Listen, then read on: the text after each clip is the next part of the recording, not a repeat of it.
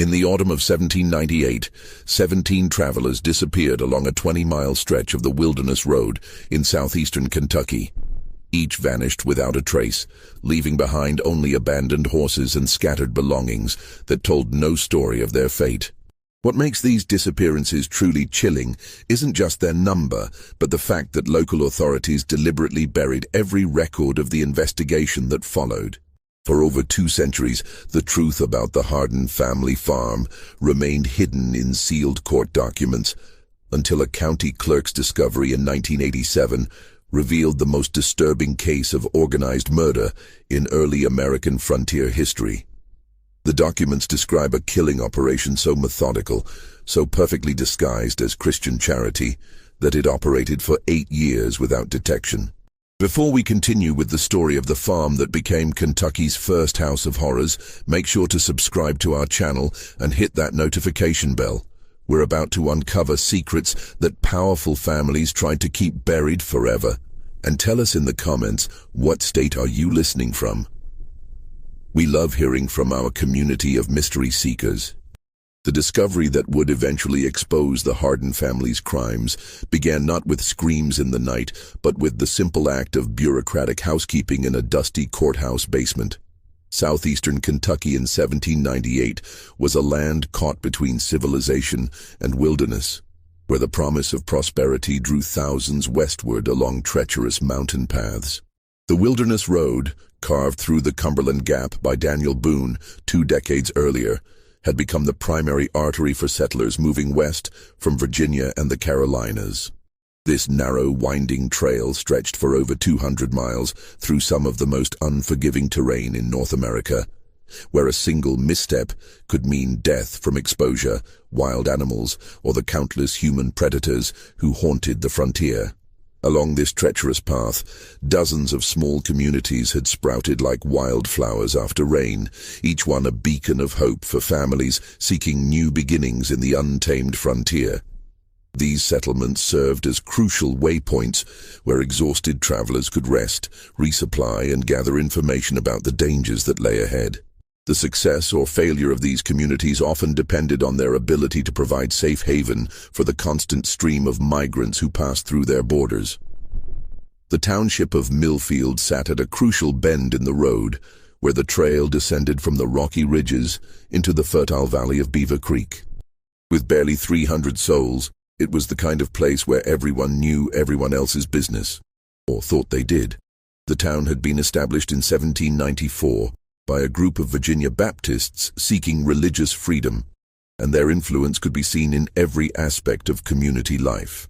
Sunday services were mandatory for all residents, and the town council enforced strict moral codes that governed everything from drinking to dancing. The settlement centered around Hendrick's General Store, a weathered log building that served as both trading post and informal courthouse.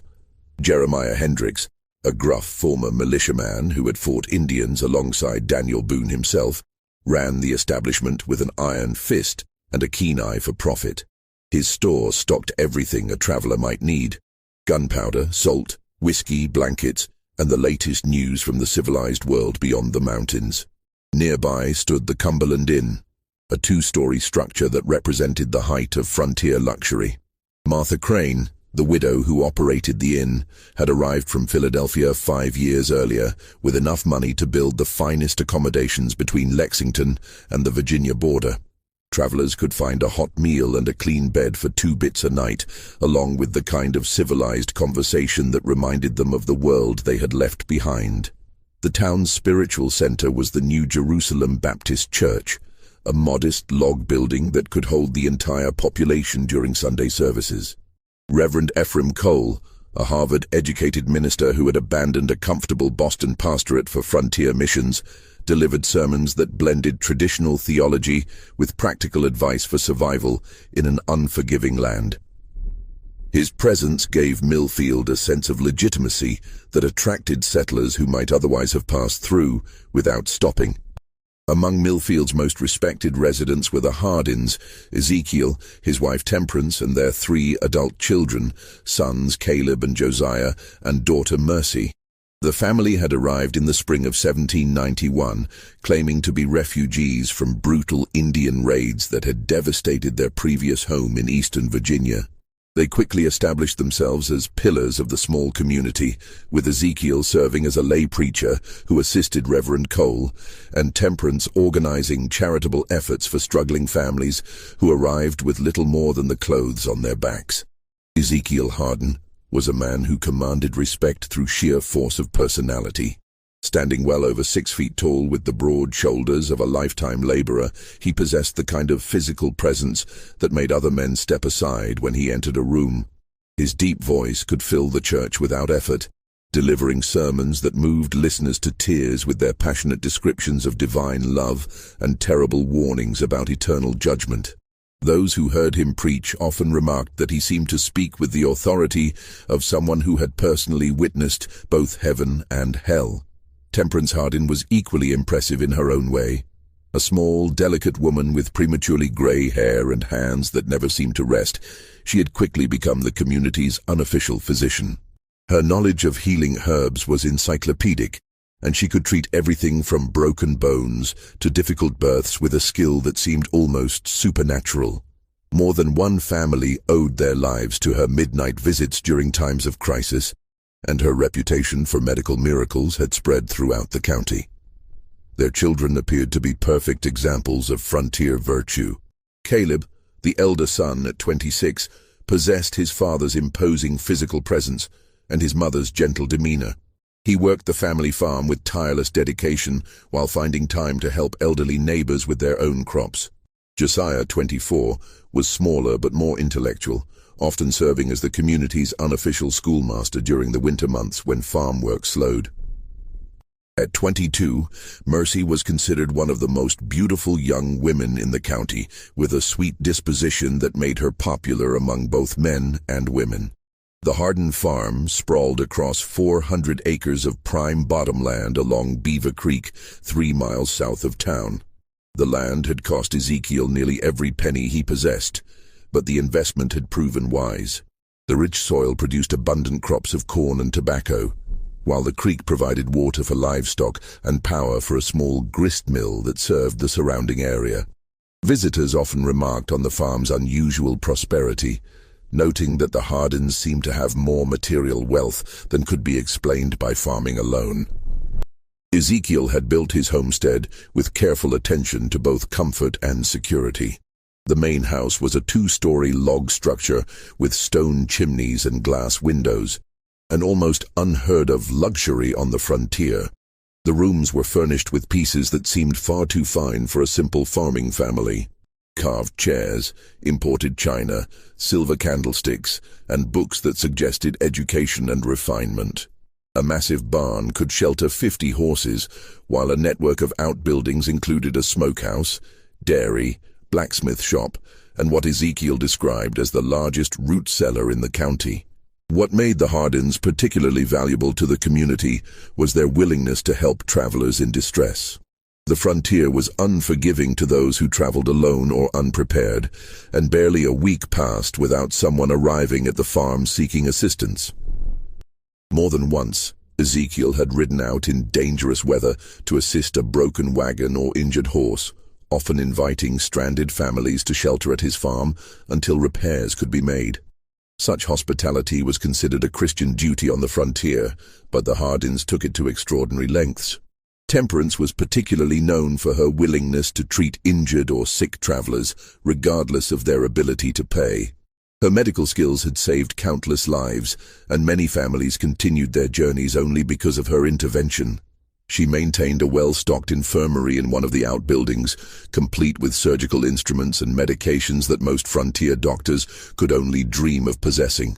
The family's reputation for hospitality had grown so strong that by 1798, it was common for travelers to specifically seek out the Hardin farm when planning their journey.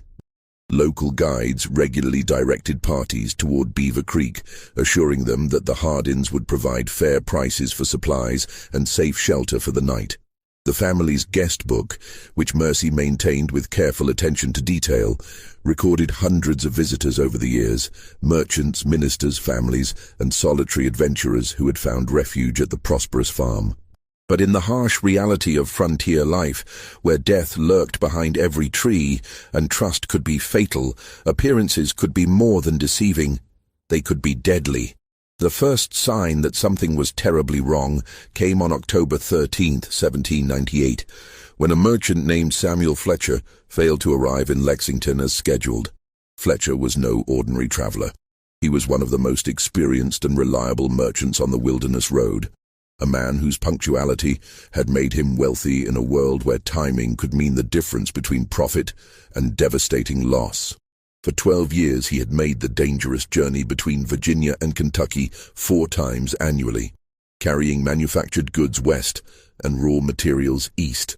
Fletcher's business partner, Thomas Greeley, had worked with the merchant long enough to know his habits intimately.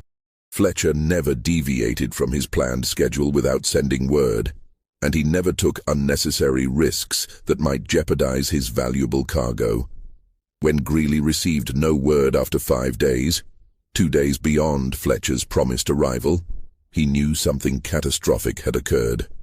Greeley's search began at dawn on October 18th, following Fletcher's known route backward from Lexington. He questioned innkeepers, merchants, and farmers along the way, each of whom confirmed that Fletcher had passed through on schedule. The trail remained clear until Greeley reached the vicinity of Millfield, where Fletcher seemed to have simply vanished from existence. The discovery of Fletcher's horse came at noon on the second day of searching. The distinctive bay mare was found grazing loose near Miller's Creek, still wearing its saddle but showing no signs of injury or distress. The animal appeared well fed and cared for, as if it had been deliberately released rather than abandoned in panic. Most puzzling of all, the horse's bridle had been removed and hung carefully on a nearby tree branch, an act that suggested human intervention rather than accident. Fletcher's saddlebags remained intact, containing his trading goods and a leather pouch with nearly $50 in silver coins, a fortune that represented months of dangerous work. The money's presence ruled out simple robbery, the most common explanation for frontier disappearances. Even more disturbing, Fletcher's personal effects were scattered in a deliberate line, leading away from the road toward the interior woodlands, as if he had been forced to drop them one by one while being dragged from his horse. The local constable, Jacob Winters, was a man uniquely qualified to investigate such mysteries. A former Continental Army sergeant who had served under Anthony Wayne in the Ohio campaigns, Winters possessed both the investigative skills and the stomach for violence that frontier law enforcement required. He had seen enough death and deception to know that the most obvious explanations were often the most wrong, and Fletcher's disappearance struck him as anything but ordinary. Winters organized a search party within hours of Greeley's report, gathering 12 of Millfield's most capable men for what he knew would be a difficult and potentially dangerous investigation. The searchers included Henrik Johansson, a Swedish immigrant whose tracking skills rivaled those of the local Indians, and Benjamin Stokes, a former bounty hunter who knew every hiding place within 50 miles of town. What the search party discovered defied all rational explanation. Fletcher's trail led clearly toward the Hardin farm, marked by torn fabric, caught on thorns, and occasional drops of what appeared to be blood. The signs suggested that the merchant had been alive but injured when he left the road, possibly struggling against captors who were forcing him deeper into the wilderness. But at the exact boundary of Hardin property, every trace of Fletcher's passage simply ceased to exist. The searchers spent hours examining the area where the trail ended, looking for any sign that might indicate Fletcher's fate. They found nothing. No disturbed earth, no hidden blood, no evidence of struggle. It was as if Samuel Fletcher had been lifted from the ground by invisible hands and carried away into thin air. Even Henrik Johansson, whose tracking abilities were legendary, admitted defeat when confronted with such a complete absence of evidence. When Winters questioned Ezekiel Hardin about the missing merchant, the patriarch's response was both cooperative and strangely rehearsed. Yes, Fletcher had stopped at the farm on October 13th, arriving just before sunset and seeking directions to a shortcut that would save him a day's travel to Lexington. Ezekiel had warned him against taking unfamiliar trails, especially with valuable goods and winter weather approaching, but Fletcher had insisted on trying the route. The merchant had been polite but hurried, declining Temperance's offer of a hot meal and a warm bed in favor of pressing on while daylight remained. According to Ezekiel, Fletcher had seemed nervous and distracted, constantly checking his saddlebags and looking over his shoulder as if expecting pursuit. When asked about this behavior, Fletcher had mentioned seeing strange men following him since leaving Virginia, but had dismissed Ezekiel's suggestion that he remain at the farm until a larger party could escort him to safety. The last the family had seen of him, Fletcher was riding north toward the ridge country, determined to find his shortcut despite growing darkness and threatening weather. Ezekiel's account was corroborated in exact detail by his entire family, each member providing identical descriptions of Fletcher's visit. They remembered his urgency, his dismissal of their warnings, even his precise words when declining their hospitality. Temperance recalled that the merchant had complained of stomach problems and had accepted a small bottle of her herbal medicine before departing. Caleb had offered to escort Fletcher to the ridge trail, but the merchant had refused, claiming that his business was too urgent for delays. Their consistency should have been reassuring to Constable Winters. Instead, it struck him as unnaturally perfect, like a story that had been carefully rehearsed and practiced until every detail was fixed in memory. Real witnesses, in Winters' experience, always contradicted each other on minor points while agreeing on major ones. The Hardins' account was too polished, too complete, too free of the small inconsistencies that marked genuine testimony. The constable's suspicions deepened when he noticed significant changes in the farm's layout since his last visit several months earlier. A new smokehouse had been built near the main barn, unusually large for a family operation, and constructed with thick stone walls that seemed designed for more than food preservation. Fresh earth surrounded several outbuildings, as if extensive digging projects had recently taken place. Most peculiar of all, the family's root cellar appeared to have been substantially enlarged, with new timber supports visible around an entrance that now seemed large enough to accommodate a wagon. When Winters asked about these improvements, Ezekiel explained that the family had enjoyed an exceptionally profitable harvest and had decided to invest in better facilities for storing and processing their crops. The enlarged root cellar was necessary for the increased volume of vegetables and preserved foods they planned to sell in Lexington, while the new smokehouse would allow them to cure meat for both family use and commercial sale. The explanations were reasonable and well delivered, but something in Ezekiel's manner suggested he was choosing his words with unusual care. Most disturbing of all, the family's usual warmth seemed forced during Winters' visit, their famous hospitality carrying an undercurrent of nervous energy that the constable couldn't ignore. Temperance's hands shook slightly as she served coffee, and Mercy kept glancing toward her father, as if seeking approval for every word she spoke. Even Caleb and Josiah, normally confident and outgoing young men, seemed subdued and watchful in ways that suggested they were hiding something significant. But without concrete evidence of wrongdoing, there was little Constable Winters could legally do. Fletcher's case was officially recorded as a probable highway robbery or Indian attack, his name added to the growing list of frontier casualties that marked the price of westward expansion. The merchant's horse was sold at auction to cover his outstanding debts, and within a month, Samuel Fletcher existed only in the memories of those who had known him. Yet Fletcher's disappearance would prove to be just the beginning of a pattern that would terrorize the Wilderness Road for the next 8 months, transforming a prosperous farming community into a place where travelers whispered warnings and parents kept their children close to home after dark. Throughout the winter of 1798 and into the spring of 1799, the disappearances continued with terrifying regularity that defied all rational explanation. Every 2 to 3 weeks, another traveler would vanish without explanation along the same stretch of road, creating a zone of fear that stretched for nearly 20 miles in every direction from Millfield. The victims varied dramatically in age, wealth, and traveling circumstances. Solitary merchants like Fletcher, small family groups, even heavily armed parties traveling together for mutual protection. What united them was their complete disappearance, and the fact that each had been seen heading toward or inquiring about directions to the Hardin farm before vanishing into the wilderness. Dr.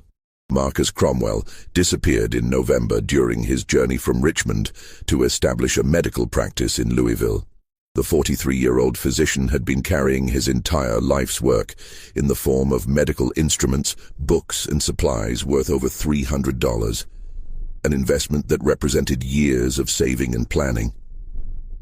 His wagon had been found overturned near Devil's Fork, 3 miles from the Hardin farm, with the contents scattered but apparently untouched. Local authorities assumed that Cromwell had been thrown from his seat during an accident and had wandered into the wilderness in a state of confusion, eventually dying of exposure. The explanation seemed reasonable until searchers discovered that Cromwell's medical bag was missing from the wreckage. The leather satchel contained surgical instruments of exceptional quality, including a bone saw and amputation kit that would be invaluable to anyone attempting to practice frontier medicine.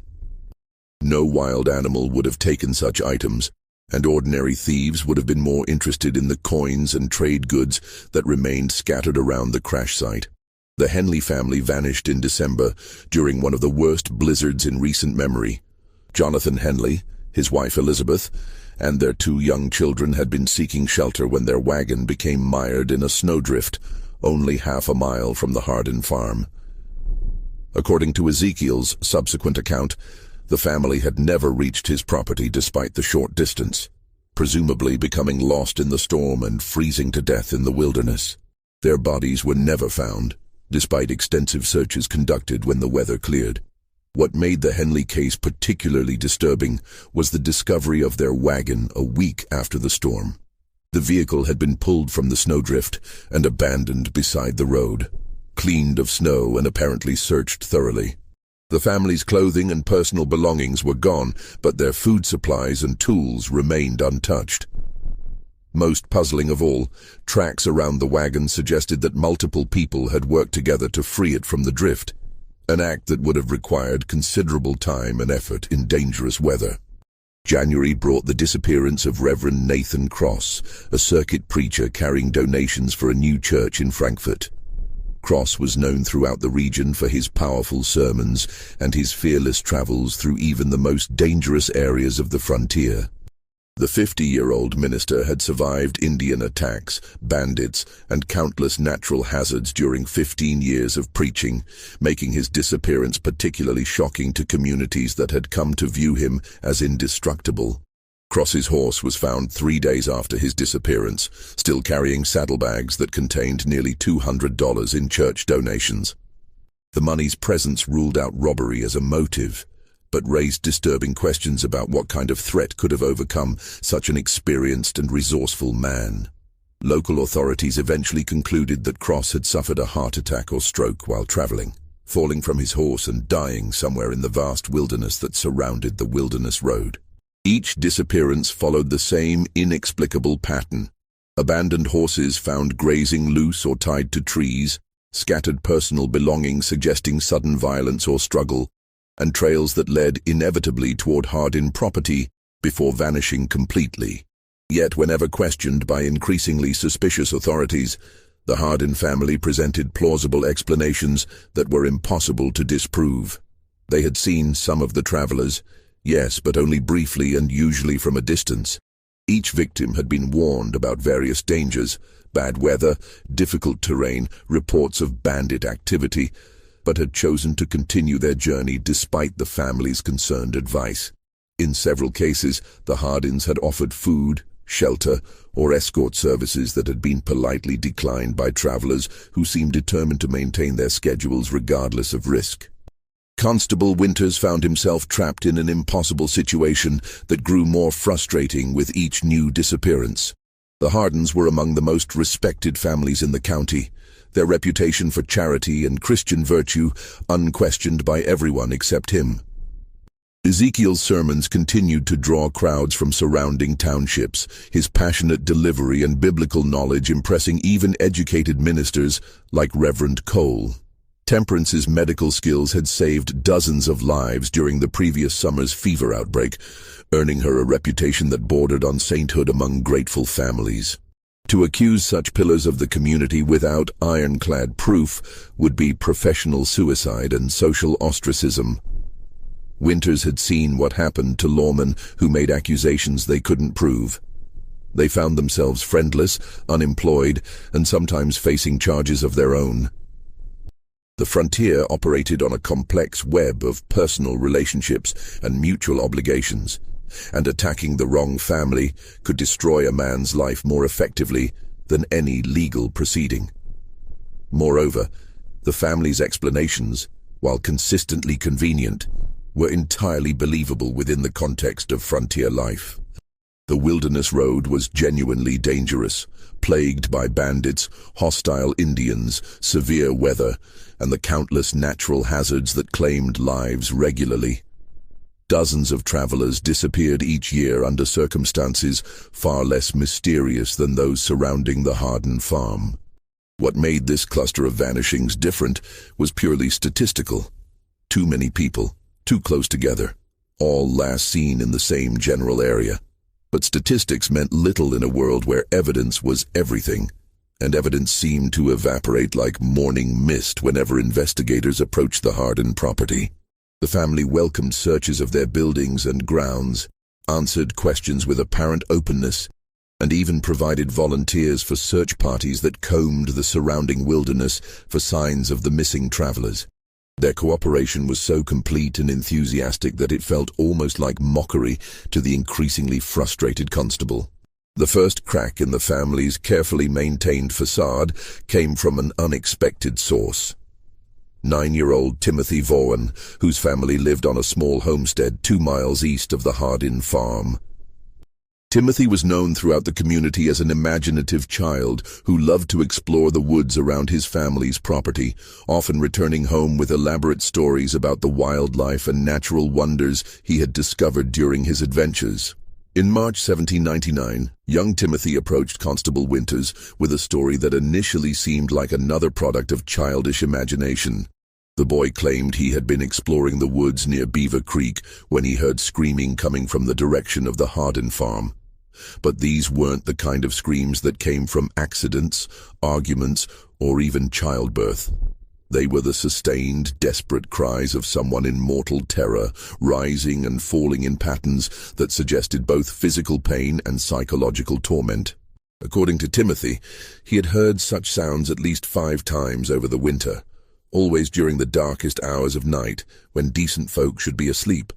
The screaming would continue for what seemed like hours, sometimes accompanied by other sounds that the boy couldn't identify: rhythmic hammering, the creak of pulleys or ropes, and occasionally what sounded like multiple voices chanting in unison. The sounds always ended abruptly, followed by a silence so complete that Timothy wondered if he had imagined the entire episode. When Winters questioned the boy's parents, they admitted to hearing strange sounds themselves, but had dismissed them as natural phenomena common to frontier life. Animal calls distorted by wind and distance, perhaps, or the sounds of nocturnal predators hunting in the wilderness. After all, the Hardins were good Christian folk who had never given anyone cause for suspicion. What possible explanation could there be for screaming in the night coming from such a respectable household? Timothy's account might have been dismissed as childhood imagination or misinterpreted natural sounds, except for one detail that gave Constable Winters considerable pause. When pressed for specifics, the boy could accurately describe the approximate dates when he had heard the screaming, and each corresponded exactly with the estimated time of a traveler's disappearance. The correlation was too precise to be coincidental, too consistent to be explained by chance. Armed with Timothy Vaughan's disturbing testimony, Constable Winters began to build a case against the Hardin family with the methodical patience of a man who understood that accusations against such prominent citizens would require absolutely unassailable proof. He started by quietly interviewing other neighbors who lived within hearing distance of the farm, asking carefully worded questions that wouldn't reveal his growing suspicions or alert the Hardins to his investigation. What emerged from these discreet inquiries was a disturbing pattern of small inconsistencies and unexplained phenomena that had been overlooked, dismissed, or rationalized away by people who trusted the family's reputation more than their own observations. Each piece of evidence was minor when considered individually, but together they painted a picture that made Winter's blood run cold. Sarah Mitchell, whose small farm lay closest to the Hardin property, recalled several nights when she had seen unusual activity at their homestead. Lanterns moving between buildings at hours when decent folk should be sleeping, the sounds of digging and heavy construction that seemed to continue until dawn. When she had mentioned these observations to Temperance Hardin after church services, the woman had offered a reasonable explanation. The family was working on extensive improvements to their root cellar and other storage facilities, and they preferred to do such labor during cool night hours rather than waste precious daylight that could be spent tending crops. The explanation had satisfied Sarah at the time, but in retrospect she realized that the nighttime construction had continued for months longer than any reasonable building project would require. Moreover, she had never seen evidence of the massive amounts of excavated earth that such extensive digging should have produced. When pressed by Winters for more details, Sarah admitted that the sounds had often been accompanied by what seemed like muffled voices, and occasionally what might have been cries of pain or distress. Old Henrik Johansson, whose farm bordered the Hardin property to the north, reported findings that were even more troubling. The Swedish immigrant, whose tracking and hunting skills were legendary throughout the county, had discovered animal bones scattered along their shared fence line. Not the normal remains of butchered livestock, but bones that had been cracked, gnawed, and processed in ways that suggested something far more sinister than ordinary farming activities. The bones included skulls and long bones from horses, cattle, and pigs, but also smaller fragments that Johansson couldn't identify despite his extensive knowledge of local wildlife. Most disturbing of all, some of the bones showed evidence of being deliberately broken with tools, while others bore saw marks that suggested systematic dismemberment rather than natural decomposition or predator activity. When Johansson had approached Ezekiel about the mysterious bone deposits, the patriarch had offered a plausible but somehow unsatisfying explanation. Wild animals had been particularly troublesome that winter, he claimed, forcing the family to dispose of several diseased livestock carcasses by scattering the remains throughout the woods. The bone fragments were simply the result of scavengers and weather breaking down these disposed carcasses over time. But Johansson's trained eye had noticed details that contradicted this innocent explanation. The bones were too clean, too systematically processed, and too widely distributed to be the result of natural decomposition. Moreover, many of the fragments showed evidence of being boiled or otherwise treated with heat, suggesting deliberate processing rather than simple disposal of diseased animals. Most tellingly, several neighbors reported dramatic changes in the Hardin family's behavior and demeanor over the past year. The children, once friendly and outgoing members of the community, had become withdrawn and secretive, avoiding social gatherings and speaking only when directly addressed. Caleb and Josiah, who had previously been popular among young people their age, now seemed nervous and distracted during public interactions, as if constantly preoccupied with private concerns. Mercy Hardin's transformation was particularly striking. The young woman who had once been considered one of the most beautiful and vivacious girls in the county now appeared haggard and prematurely aged, her face carrying a haunted expression that made people uncomfortable. She had stopped attending social functions entirely, and when she did appear in public, she seemed to shrink from human contact as if afraid of revealing some terrible secret. Even Ezekiel's sermons had taken on a darker tone over the past months, dwelling obsessively on themes of divine judgment, the punishment of sinners, and the necessity of eliminating evil from the world. Where his preaching had once emphasized God's love and mercy, it now focused almost exclusively on wrath and retribution. Several church members had privately expressed concern about the increasingly violent imagery in his biblical interpretations. Constable Winters also discovered disturbing gaps in the Harden family's background story that raised serious questions about their true identity and origins. While they claimed to be refugees from Indian raids in eastern Virginia, no one had been able to verify their previous residence or confirm the specific attacks that had supposedly driven them westward. Winters' inquiries to authorities in Virginia had produced no records of any Harden family being affected by Indian violence in the time period they claimed. Moreover, the family's arrival in Kentucky seemed to mark the beginning of their documented existence, as if the Hardens had materialized from nothing in the spring of 1791.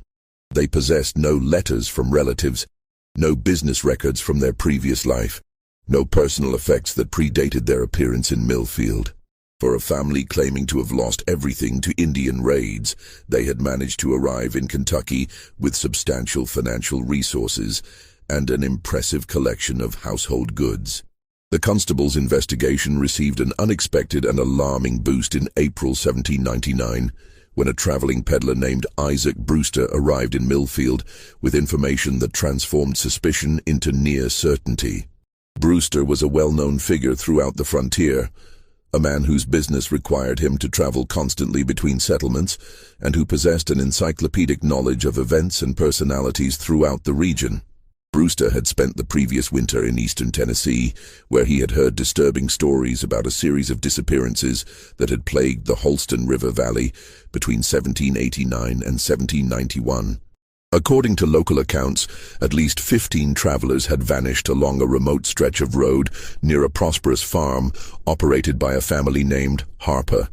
Zachariah Harper, his wife Prudence, and their 3 adult children. The similarities between the Tennessee disappearances and the current Kentucky cases were so striking that they couldn't possibly be coincidental. The pattern was identical. Travelers would be seen heading toward the Harper property and would simply vanish, leaving behind only scattered belongings and abandoned horses. Local authorities had suspected the family, but had never been able to prove their involvement, hampered by the same lack of physical evidence that was frustrating Winters' current investigation. Even more chilling were Brewster's descriptions of the Harper family themselves.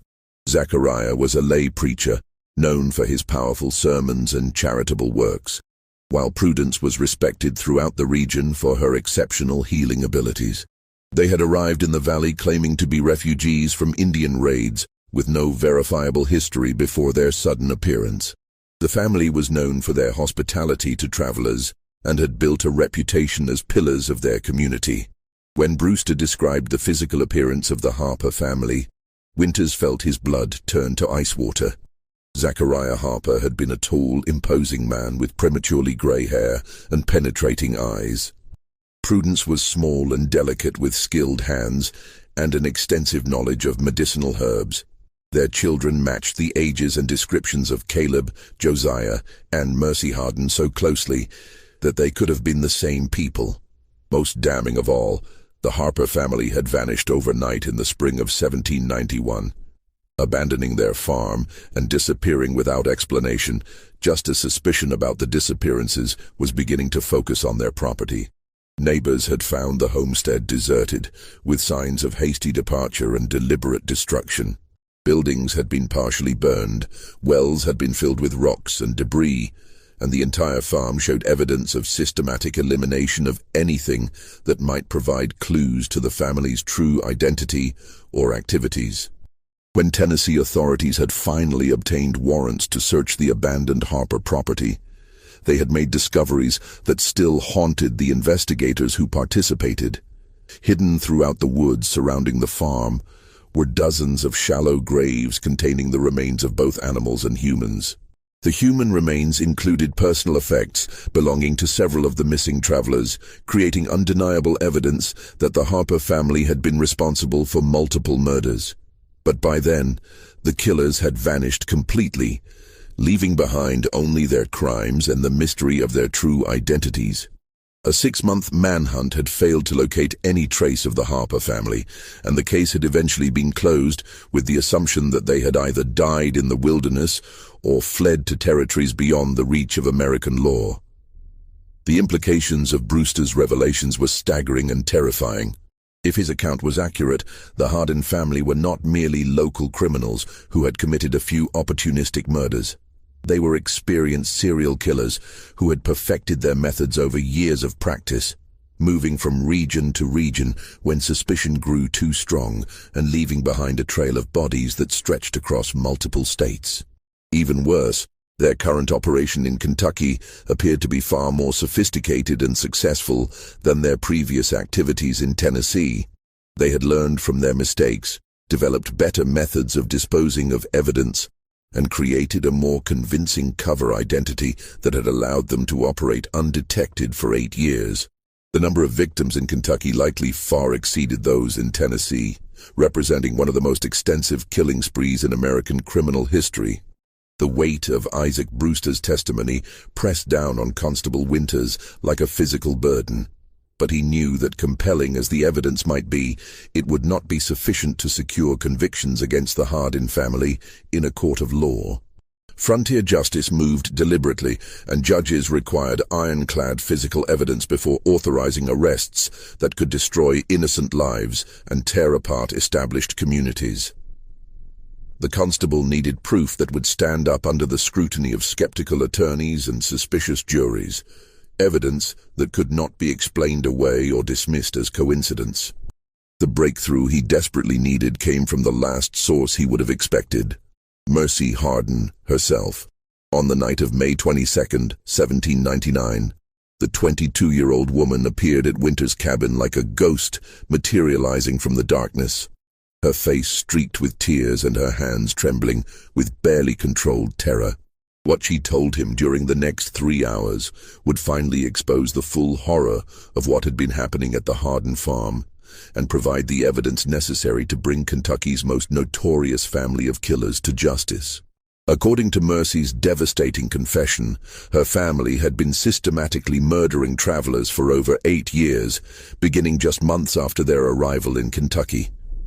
But what made her testimony truly horrifying was not just the scope of their crimes, but the methodical, almost ritualistic way in which the murders had been planned and executed. The killing operation, as Mercy described it, was far more sophisticated than Winters had imagined possible. Her father, Ezekiel, had convinced the family that they were carrying out God's work by eliminating what he called unworthy souls who traveled the frontier roads. The murders weren't random acts of violence driven by greed or opportunity, but carefully planned executions that served both what Ezekiel claimed was divine justice and the family's increasingly elaborate material needs. The process began with what the family called evaluation. When promising targets approached the farm, travelers with valuable goods, significant amounts of money, or skills that the family coveted, Ezekiel would engage them in seemingly innocent conversation designed to assess their moral character. He would ask about their reasons for traveling, their families, their business dealings, and their religious beliefs, all while presenting himself as a concerned Christian neighbor worried about their safety. Based on these conversations, Ezekiel would determine whether each traveler deserved what he called judgment. The wealthy were automatically guilty of greed and materialism. Educated individuals were condemned for pride and intellectual arrogance. Families traveling with young children were accused of recklessly endangering innocent lives. Even ministers and missionaries could be found guilty of false piety or doctrinal errors that marked them as heretics deserving death. Once Ezekiel had pronounced his secret verdict, the family would spring into action with the precision of a military operation. They would invite the condemned travelers to stay the night, citing concerns for their safety on dangerous roads or offering assistance with repairs to wagons or equipment. The family's reputation for hospitality made such invitations almost impossible to refuse, especially during bad weather or when travelers were genuinely in need of help. The doomed visitors would be welcomed into the main house and treated to what appeared to be genuine frontier hospitality. Temperance would prepare elaborate meals, showcasing her cooking skills, while the children would entertain guests with music, conversation, and displays of their education and refinement. The evening would conclude with family prayers led by Ezekiel, whose powerful voice and biblical knowledge impressed even skeptical visitors. But the final course of every meal contained a carefully prepared mixture of herbs that Temperance had perfected over years of experimentation. The drug cocktail was virtually undetectable when mixed with strong coffee or whiskey, producing effects that mimicked natural exhaustion after a long day of travel. Victims would gradually become drowsy and disoriented, accepting the family's suggestion that they retire early to recover their strength for the next day's journey. The drugged travelers would awaken to find themselves bound and helpless in the farm's underground chambers, a complex network of rooms and tunnels that had been excavated far beyond what any normal root cellar would require. According to Mercy's terrified description, the subterranean complex stretched for nearly 200 yards from the main house, with multiple levels connected by stone steps and wooden ladders. The largest chamber served as what Ezekiel called his courtroom, a grotesque parody of legal proceedings complete with a makeshift judge's bench carved from limestone, iron shackles set into the stone walls, and religious symbols that had been perverted into instruments of terror. Here, Ezekiel would preside over formal trials that determined each captive's final fate, presenting evidence of their supposed sins and delivering verdicts that were predetermined before the proceedings even began. But the trials were not merely sadistic theater, they served a practical purpose in the family's twisted psychology. By framing the murders as acts of divine justice rather than simple crimes, Ezekiel had created a belief system that allowed his family to commit atrocities while maintaining their self-image as righteous Christians. Each killing became a religious duty, each victim a sacrifice offered to purify the frontier of unworthy souls. The sentences handed down in Ezekiel's underground courtroom varied according to his assessment of each victim's sins and the family's current needs. Some prisoners were kept alive for weeks or even months, forced to use their skills for the family's benefit before being executed. Dr. Cromwell, the physician who had disappeared in November, had been compelled to train Temperance in advanced surgical techniques before his death. Reverend Cross had been forced to write sermons that Ezekiel later delivered as his own, enhancing his reputation as a biblical scholar. Others faced immediate execution, usually by methods that Ezekiel claimed were biblically sanctioned. Hanging was reserved for thieves and bandits, while drowning in the underground cisterns was the fate of those guilty of pride or blasphemy. The most elaborate executions were saved for those whom Ezekiel judged to be the most wicked, a category that included wealthy merchants, government officials, and anyone who had shown skepticism about frontier religion. Just when we thought we'd seen it all, the horror in Kentucky intensifies.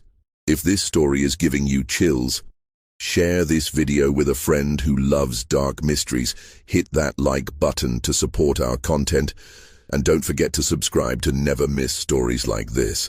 Let's discover together what happens next. Mercy's testimony revealed the systematic nature of the family's crimes in terrifying detail. Each member had been assigned specific roles in both the murders and the elaborate cover-up that followed. Caleb and Josiah served as the muscle of the operation, responsible for capturing victims, maintaining the underground complex, and disposing of bodies through a limestone cave system that connected to the deepest parts of the excavated chambers. Their size and strength made them ideal for the physical demands of moving unconscious prisoners and heavy loads of earth and stone. Mercy herself had been forced to serve as the family's record keeper, maintaining detailed ledgers that documented every victim's identity, possessions, and method of disposal. Her careful handwriting filled dozens of notebooks with information that read like a merchant's inventory, except that the goods being catalogued were human lives and the transactions were murders. Each entry included the victim's name, age, appearance, estimated wealth, and personal belongings, along with notes about their final words and behavior during their imprisonment. Temperance's role was perhaps the most crucial to the operation's success. In addition to preparing the drugs that incapacitated victims, she served as the family's medical expert, keeping prisoners alive when their skills were needed, and ensuring that executions proceeded without complications that might create evidence. Her knowledge of anatomy, gained through years of frontier medical practice, had been perverted into expertise in torture and murder. Most chilling of all, Temperance had developed what she called treatments for prisoners who proved uncooperative or attempted to escape.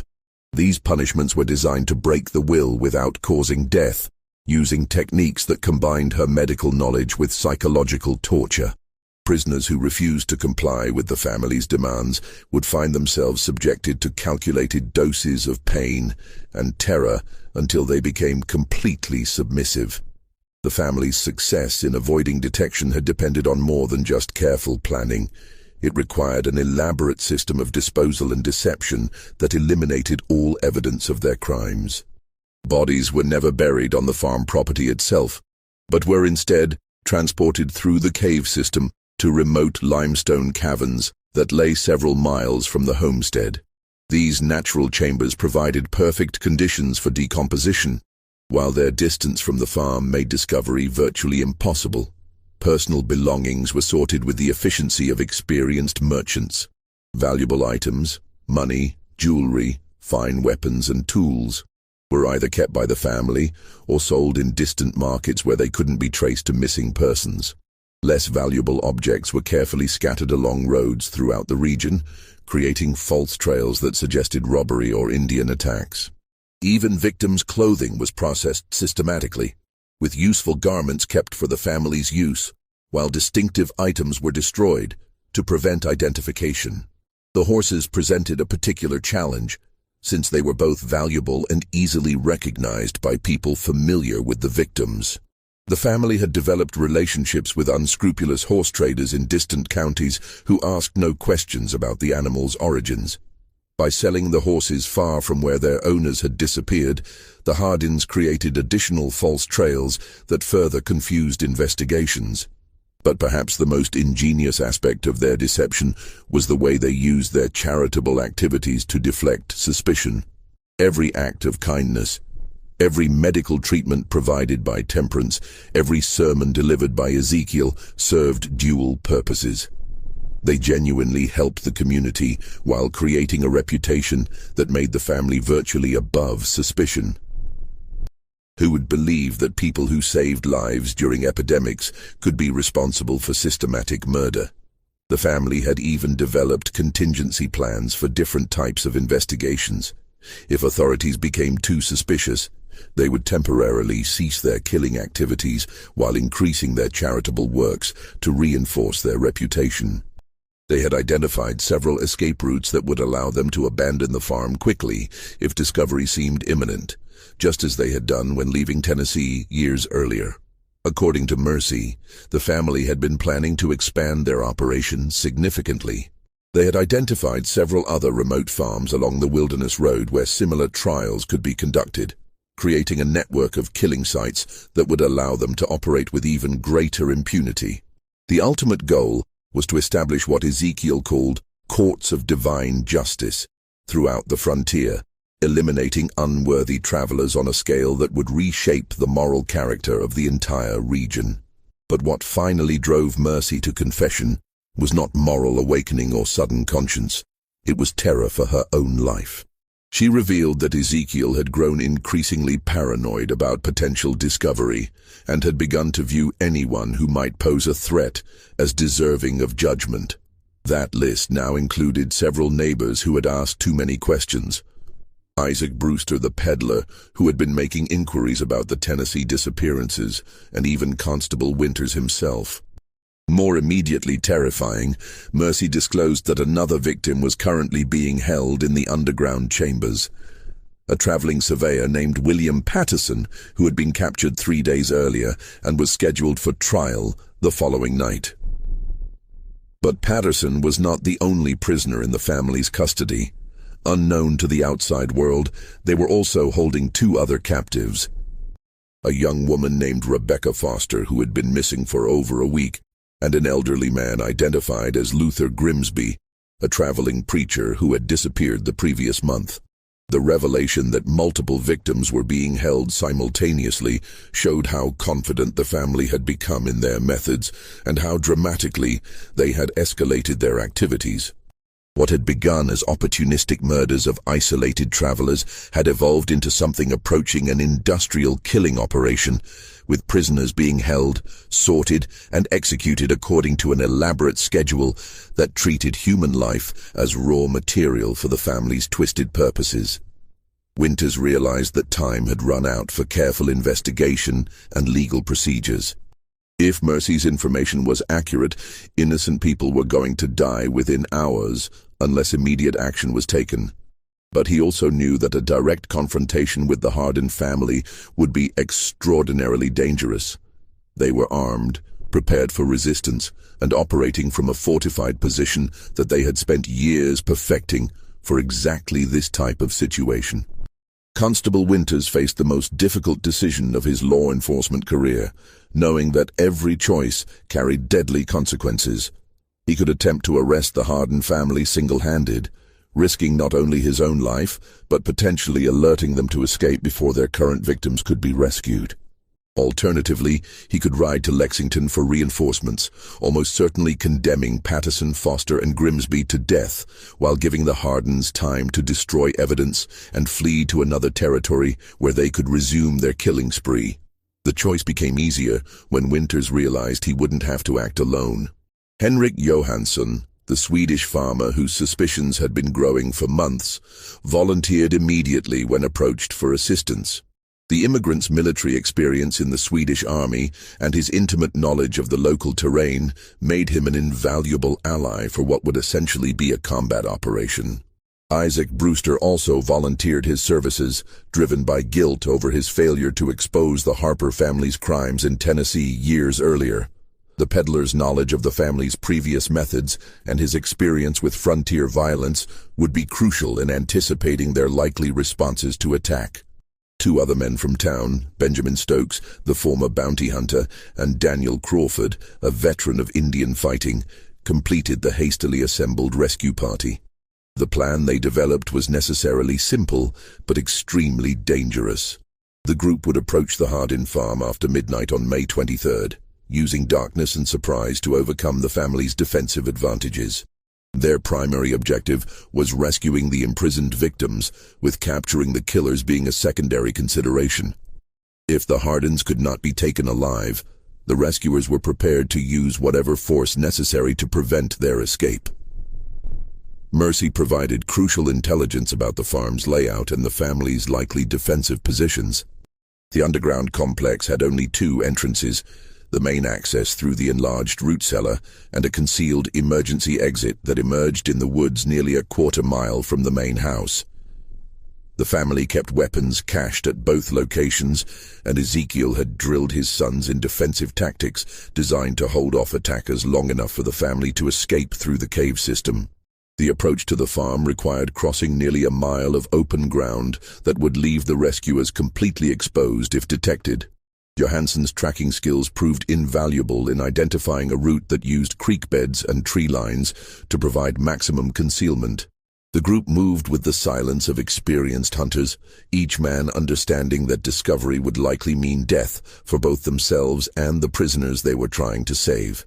What they discovered when they reached the Hardin property exceeded their worst expectations, and confirmed that Mercy's testimony had actually understated the scope of her family's crimes. The farm showed clear evidence of recent excavation work far beyond what any normal agricultural operation would require. Piles of earth and stone were scattered throughout the property, while the smell of lime and decay hung in the air like a physical presence. The main house appeared normal from the outside, with warm light glowing in the windows and smoke rising from the chimneys. But as the rescuers drew closer, they could hear sounds that chilled their blood, muffled voices coming from beneath the ground, occasional screams that were quickly silenced, and the rhythmic sound of metal striking stone that suggested ongoing construction work in the underground chambers. The rescue operation began at precisely 2 a.m., when the raiders believed the family would be least alert and most vulnerable to surprise attack. Winters and Johansson approached the main entrance to the underground complex, while Stokes and Crawford positioned themselves to block the emergency exit. Brewster remained with the horses, ready to provide covering fire if the operation went wrong. The root cellar entrance proved to be far more elaborate than Mercy had described. What appeared from the surface to be a simple storage facility was actually a sophisticated fortification with multiple defensive positions and clear fields of fire. The Hardins had spent years preparing for exactly this type of assault, creating killing zones that would allow a small number of defenders to hold off a much larger attacking force. But the raiders' greatest advantage was complete surprise. The family had grown complacent after years of successful operation, never imagining that their carefully maintained cover could be penetrated by local law enforcement. When Winters and Johansson descended into the underground complex, they found Ezekiel and his sons completely unprepared for resistance, focused instead on the grisly business of preparing their current victims for execution. The rescue of the prisoners was both easier and more horrifying than the raiders had anticipated. They found William Patterson chained in a stone cell barely large enough for a man to stand upright, weak from days without adequate food, but alive and coherent. Rebecca Foster was in worse condition, showing signs of the treatments that Temperance had used to break her resistance. Luther Grimsby was barely conscious, his health broken by weeks of captivity and psychological torture. But the prisoners were not the only occupants of the underground complex. As the raiders penetrated deeper into the cave system, they discovered evidence of the family's crimes that defied human comprehension. The limestone chambers contained a charnel house of human remains spanning nearly a decade of systematic murder. Bones, clothing fragments, and personal effects were scattered throughout multiple rooms, creating an archaeological record of atrocity that would take weeks to fully catalogue. The physical evidence was overwhelming in both scope and detail.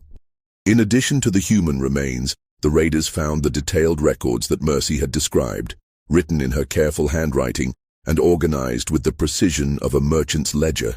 The notebooks contained the names, descriptions, and final possessions of 67 victims spanning 8 years, far more than the investigation had uncovered, and representing one of the most extensive killing sprees in American criminal history. But perhaps the most damning evidence was discovered in what Ezekiel had called his courtroom. The underground chamber contained not only the makeshift judge's bench and religious symbols that Mercy had described, but also a collection of personal trophies taken from victims. Scalps, jewelry, weapons, and other mementos were displayed like battle honors, creating a museum of murder that revealed the full extent of the family's sadistic pride in their crimes. The capture of the Hardin family proved to be swift but violent, as Ezekiel and his sons attempted to fight their way out of the underground complex rather than face the justice they had denied their victims.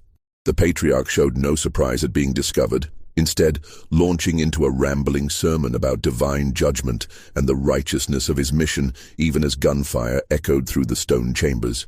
Caleb and Josiah fought with the desperate fury of men who knew they faced certain death if captured, using their intimate knowledge of the cave system to launch attacks from concealed positions. The battle raged through multiple chambers for nearly an hour, with the raiders forced to advance carefully through passages that the defenders had prepared as killing zones. The end came when Temperance, trapped in the main house above, attempted to destroy evidence by setting fire to the building and its contents. The flames spread rapidly through the dry timber structure, threatening to collapse the main entrance to the underground complex and trap everyone below. Faced with the choice between burning alive and surrendering, the surviving Hardins finally laid down their weapons. Only Mercy surrendered willingly, her confession having already condemned her family and sealed their fate.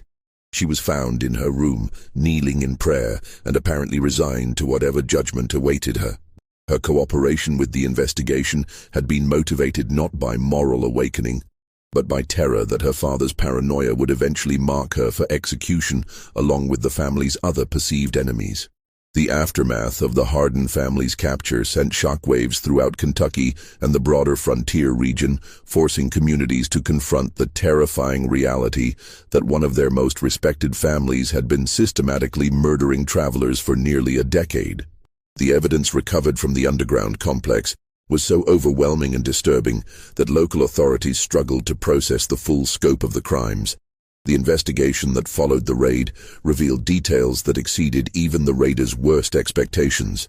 The cave system beneath the Hardin farm was far more extensive than anyone had imagined, stretching for nearly 2 miles through natural limestone caverns that the family had modified for their murderous purposes. Multiple chambers had been excavated and reinforced, creating an underground complex that could house dozens of prisoners simultaneously. The physical evidence recovered from these chambers painted a picture of systematic murder that spanned not just the 8 years the family had lived in Kentucky, but potentially decades of similar crimes in other territories. In addition to the 67 victims documented in Mercy's careful records, searchers found personal effects and human remains that suggested the true number of murders was significantly higher. Particularly disturbing was the discovery of children's clothing and toys among the recovered evidence, indicating that entire families had been murdered rather than just individual travelers. The Henley family, who had disappeared during the December blizzard, were found to have been held in the underground complex for over a week before being executed. Their children, ages 6 and 8, had been kept alive for several days after their parents' deaths before being killed, and their bodies disposed of in the deepest parts of the cave system. The trial of the Hardin family began in late June 1799 and lasted for nearly a month, drawing spectators from across Kentucky and the surrounding territories. The courthouse in Lexington was packed daily with crowds that included victims' relatives, curious onlookers, and legal experts who recognized the case as unprecedented in American criminal history. The evidence presented was so overwhelming and disturbing that the presiding judge, Honorable Samuel Whitmore, ordered portions of the testimony sealed from public view. Ezekiel Hardin's behavior during the trial shocked even experienced court observers. Rather than showing remorse for his crimes or attempting to minimize his family's responsibility, he used his testimony as an opportunity to deliver extended sermons about divine justice and the righteousness of his mission. He claimed that every murder had been sanctioned by God as part of a holy war against sin and corruption on the frontier. According to Ezekiel's twisted theology, he and his family had been chosen as instruments of divine judgment, tasked with eliminating unworthy souls who posed a threat to the moral order of Christian civilization. The money and goods taken from victims weren't theft, but righteous compensation for their sacred work. The elaborate underground complex wasn't a prison, but a courthouse where God's justice was administered according to biblical principles. His wife and sons maintained their innocence despite overwhelming evidence, insisting they had been coerced into participating by Ezekiel's religious fanaticism and threats of violence. Temperance claimed that her medical knowledge had been used against her will to keep prisoners alive, while Caleb and Josiah testified that their father had convinced them they were fighting a holy war against agents of Satan who threatened their community. These claims were contradicted by extensive evidence showing that all family members had participated willingly and enthusiastically in the murders. Mercy's detailed records included notations in different handwritings, indicating that each family member had contributed to documenting their crimes. Personal items found in their rooms included trophies taken from victims, suggesting that the killings provided psychological satisfaction rather than mere material gain. Only Mercy Hardin expressed genuine remorse for her role in the murders, though her testimony revealed that her cooperation with authorities had been motivated primarily by fear rather than moral awakening. She provided crucial details about the family's methods and helped identify many of the victims whose remains had been found in the cave system. Her willingness to testify against her family members earned her a degree of mercy from prosecutors, though she would still face severe punishment for her participation in the crimes. The sentences handed down by Judge Whitmore were swift and decisive, reflecting both the severity of the crimes and the community's demand for justice. Ezekiel, Temperance, Caleb, and Josiah Hardin were all condemned to death by hanging, with the execution scheduled for August 15, 1799. The date was chosen deliberately. It marked exactly 1 year since Samuel Fletcher's disappearance had first exposed the family's crimes and begun the investigation that led to their capture. Mercy Hardin received a sentence of life imprisonment, sparing her from execution in exchange for her cooperation with authorities and her youth at the time many of the crimes were committed. She would spend the remaining 43 years of her life in the Kentucky State Penitentiary, becoming one of the longest-serving prisoners in the institution's history. The executions drew the largest crowd in Kentucky's history to that point, with over 4,000 people traveling from throughout the region to witness the end of the frontier's most notorious family of killers. The event took on an almost carnival atmosphere, with vendors selling food and drink to spectators who had made long journeys to see justice served. Ezekiel maintained his religious fanaticism to the very end, using his final words to deliver a rambling sermon in which he cursed the community that had rejected his vision of divine justice. He predicted that God would punish Kentucky for executing his chosen servants, and that the frontier would be overrun by the very sinners his family had worked to eliminate. His wife and sons died in silence, their deaths bringing closure to one of the darkest chapters in early American criminal history. The Hardin farm was burned to the ground immediately after the executions, with every building reduced to ash and rubble in a ceremony that took on ritualistic significance for the traumatized community. The underground chambers were sealed with explosives and tons of rock, creating a tomb that would ensure the family's victims could finally rest in peace. Local authorities declared the land cursed and forbade any future construction on the site. But the legacy of the Hardin family's crimes extended far beyond their own deaths, establishing important precedents in frontier justice and fundamentally changing how communities viewed the balance between hospitality and security. The case led to new laws requiring background verification for land purchases and established protocols for investigating missing persons that would influence law enforcement practices for decades.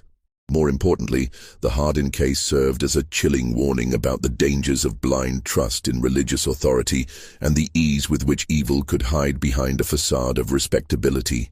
Communities throughout the frontier began questioning their assumptions about neighbors and strangers alike, recognizing that surface appearances could mask the darkest intentions.